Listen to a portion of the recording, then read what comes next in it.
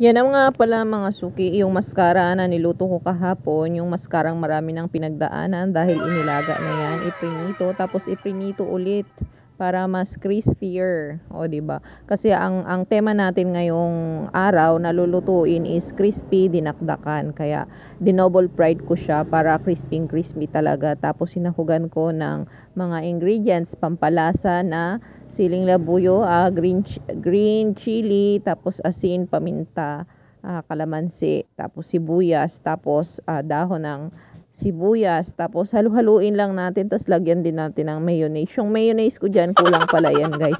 Actually, dinagdagan ko pa yan nung pagkalagay ko kasi para mas masarap. Tapos, yung asim ng ginawa nyo, kailangan titikman nyo muna kung tama na ba yung asim or more asim pa.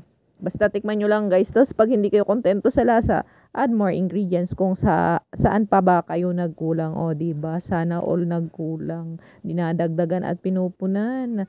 Ay naku, napapa-emote na naman tayo. Nagluluto lang tayo at gumagawa ng crispy dinakdakan. Napapa-emote na naman si Inday. Tapos kailangan yung halu-haluin para mag-blend well lahat ng mga ingredients. 'Di ba? Magsama-sama lahat ng pampalasa para sumarap lalo.